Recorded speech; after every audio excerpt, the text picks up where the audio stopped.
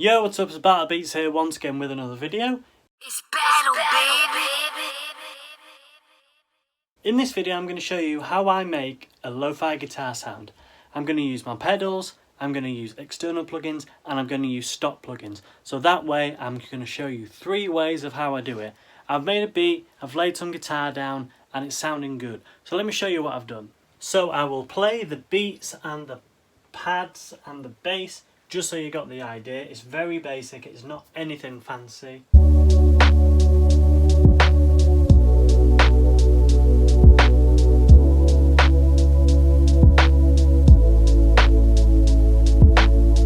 So let me show you the external plugins that I like to use. So I run it through the CLA guitar plugin. This is my favourite amp because it just sounds insane. And this is the setting that you use Strat Blues, and I've got all of these settings here and it just sounds great. It's on the crunch setting too. I then run it through a modulated reverb using the Synthverb. Copy these settings here if you ever use them. Then I run it through RC20, and these are the settings that I have here. A little bit of wobble, distortion, magnetic, and then as you see here I've cut the highs and lows because that is what old tape machines and vinyl players do. And then finally I'm running it through the virtual tape rack by Slate, and it sounds great. And you can see wow and flutter's maxed out, some noise reduction, and then it's quite heavily pushed through the tape machine as well, and that sounds like this.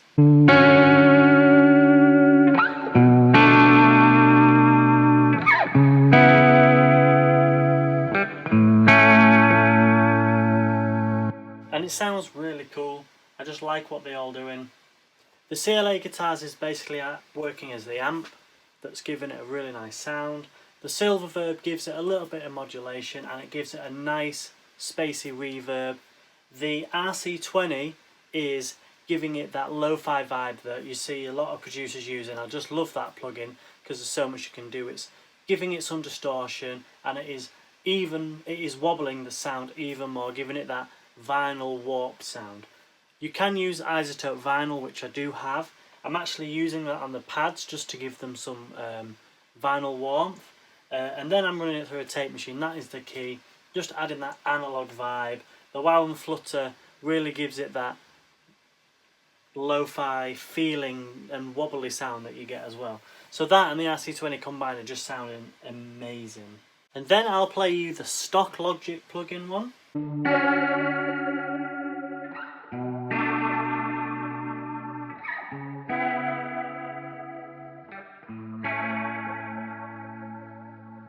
So it's a little bit more wobbly, it's a little bit more chorusy, because in Logic there isn't actually any plugins that you can use to give it that vibrato-y sound that you want. Well, there may be, and I haven't found them yet. So I'm running it through the stock amp, this one here, the large tweed clean, running it through some chorus, you can see the settings, running it through some vibrato, but it just isn't the vibrato vibe that I want, but it just gives it something. And then this is a really cool reverb that I'll use again actually after finding it. It's the Chroma Verb, and it's the Dirty Chamber preset, and I've took down the highs and the lows here as you can see, and it just gives it room in the middle to breathe. And then I'm adding the Fat Effects, which is doing a nice cut off there, and it's a lo-fi resonance sound, and you can just see everything here. There's some distortion going on, a little bit of bass enhancement, compression, and then we've got a nice band pass there. Sounds great. And then I'm just rolling off the highs and lows there. So it sounds really cool, but to me it just was too chorusy, but it was still cool. I thought it sounded really cool on the lead guitar parts, so I just put a guitar part on top of that, and it just sounds sweet. I'll play that now. I played one on the E, the G string, and then I played the other one on the E string, and I pan them left and right, and it just gives it a really cool sound.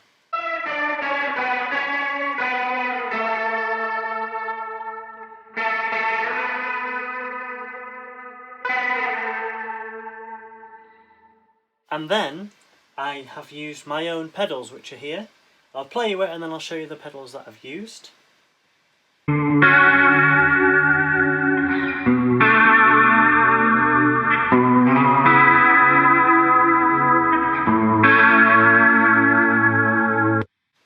So it sounds really cool. It's not got as much wobble as the first one, but it is running through an overdrive, an analog delay that has a modulation setting, a chorus pedal and a reverb pedal. And I'll just show you them in the next shot. These are my pedals. As you can see, I'm running it through the Ibanez TS9 Tube Screamer, and it's a mod to the TS8. It sounds great.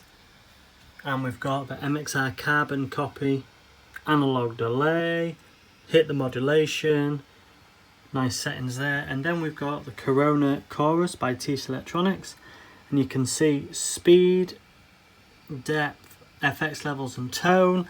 And then we've got the Hall of Fame TC Electronics reverb, and it's on the lo-fi setting, would you believe it? Delays at 12, tones at 12, FX is at a 1, 2-ish. And that is it. It sounds great. It's like I could have used these other plugins, but I decided not to. The TS9 mod is adding a grit, and then they're just adding the vibes. And then I'm running it through the RC20 again with the same settings as the external plugins one. I added it in just to give it more of a feel, and in the end I probably will run it through the tape machine. If I was going to mix it, I'd push it through the tape machine, but I just wanted to show you the tape machine in the first external one because the tape machines just sound great. But overall it's just really simple to make it. If you use these plugins, you're guaranteed to get a really cool lo-fi guitar sound. One thing, if you do play guitar, if you're using a sample, then just use the plugins. But if you're playing the guitar as well, I didn't use a plectrum just because it adds like a bright attack harshness to it. It's not necessarily harsh, but playing it with your fingers is much softer and you just get such a nicer sound. I really like it, and I'm always experimenting with new plugins. I built my pedal board shelf to actually try and get just some cool analog sounds, and to be honest, I've not used them for such a long time. I think I need some new patch cables and things like that because it needs a bit of TLC, but I've got them here now and I'm using them. I could have used other delay pedals as well, but I thought the MXR carbon copy is just such a lovely analog delay, and lo-fi is all about analog vibes, so that's why I chose it over a digital delay. But I hope you like the video. This is the lo-fi guitars. I'll play all the guitar elements at the end again for you, and I'll play the beat at the end once I've decided how I want it to sound and how I want it to mix, how I want to mix it. But yeah, take care guys. I hope you enjoyed this video. If you want more videos from me, drop them in the comments section. If you want to see more remixes, more beats, just whatever, let me know and I'll keep up the content. Make sure you follow me on YouTube. Make sure you subscribe to my channel and hit the like button. And make sure you follow me on Instagram as well. Thank you guys.